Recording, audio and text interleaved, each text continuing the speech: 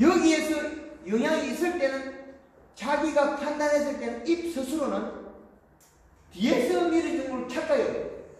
손끝이 다 써버려요. 일주일 만에 다 씁니다.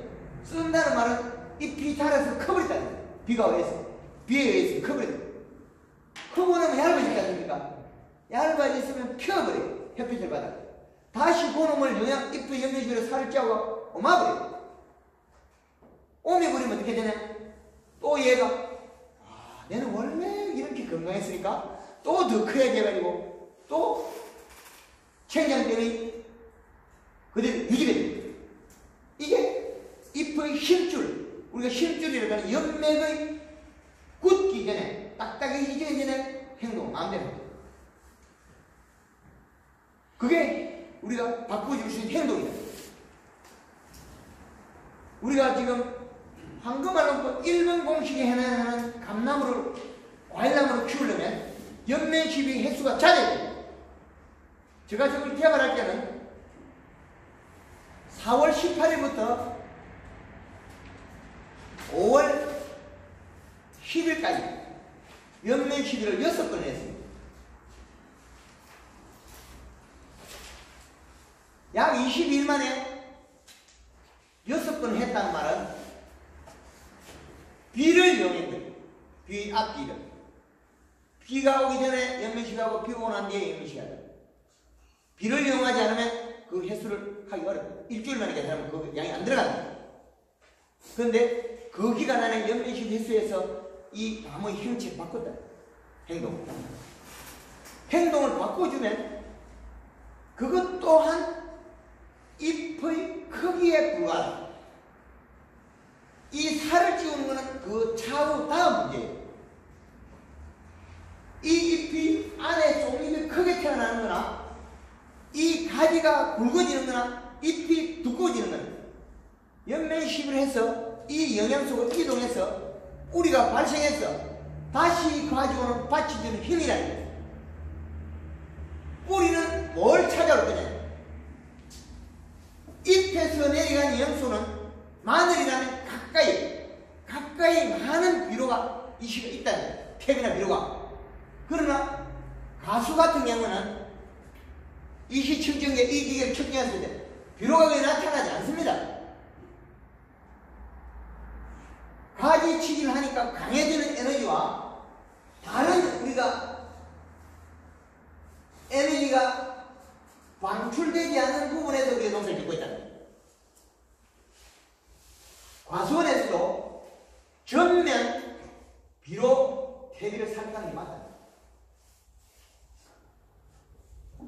과일나무가 없는 곳에서도 토양 물리성을 좋게 해서 뿌리를 많이 뻗쳐서 에너지를 만들어야 되는데 그 에너지를 만들지 않으면 그 환경이 개선되지 않는다.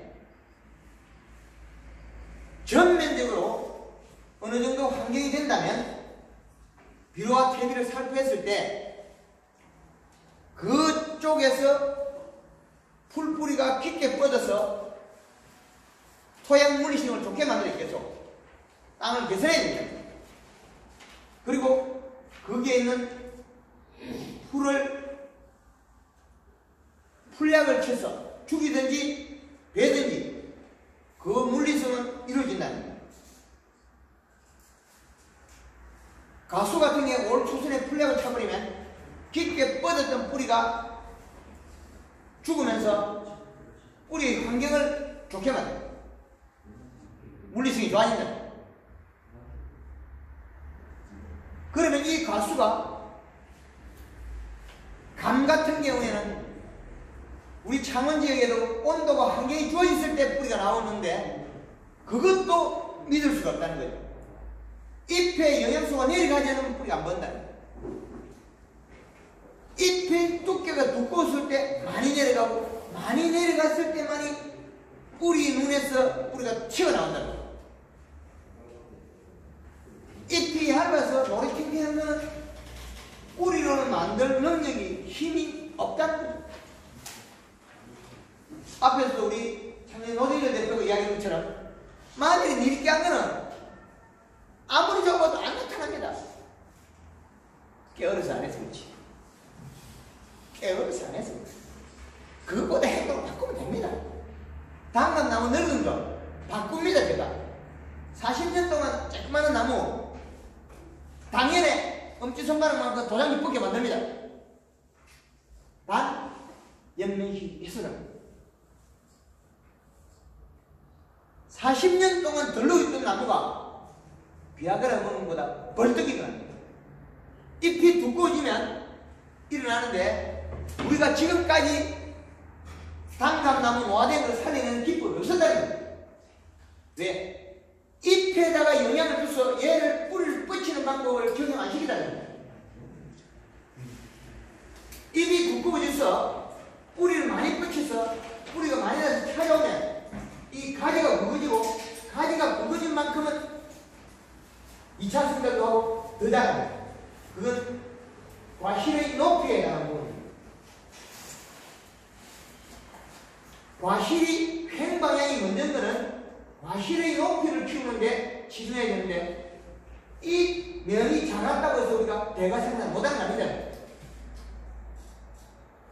잎의 두께를 빠른 시간에 두껍게 해서 가지를 두께 하고 가지를 두께 할 정도로 힘이 실했다면 우리는 많이 뻗어나서 많이 가져옵니다. 그러면 고높이 뻗어갑니다.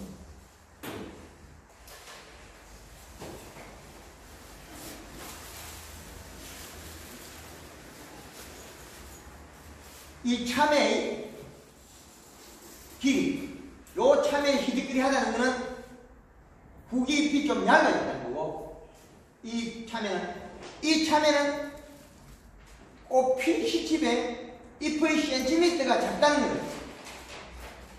참외 이파리 꽃핀 시점은 14cm. 좋습니다.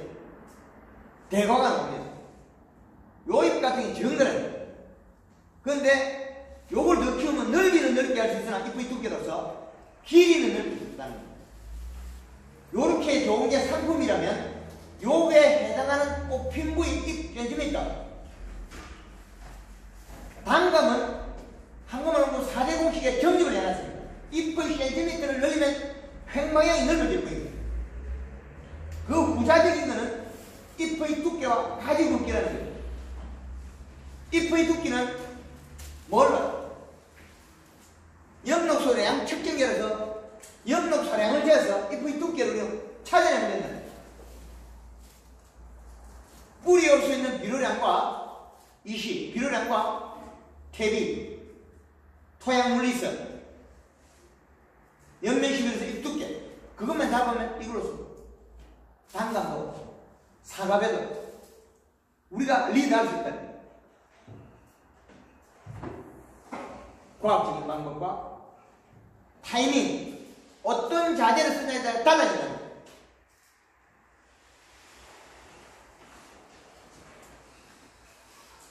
저 이쪽 지방에 충북에 복숭아 농장을 작년 5월달에 교육시가 연면식을 했습니다. 퇴비 주지만 이미 덜어있는 것만 도장이 날 건데 굳이 그까지는 필요 없다. 잎 센티미터로 키워버리니까 복숭아가 종방향 길이가 꼭지까지 길어지고 자기가 복숭아 농사 짓고 나서는 제일 멋진 놈을 키웠다. 연면식을 하다가 어느 기간 돼서 멈춰버렸어. 잎의 길이는 기나 잎의 폭이 좀 좁아졌어. 가지가 가늘어져. 그래서 복숭아가 크다가 꼴빼기 살이 조금 적었다. 그런데 1등 자기가 농사 짓는 데 최고의 상품을 만들었다. 이렇게 종방향 길이가 작은 놈을 잎 두께를 두껍게 하면 이렇게 깨집니다.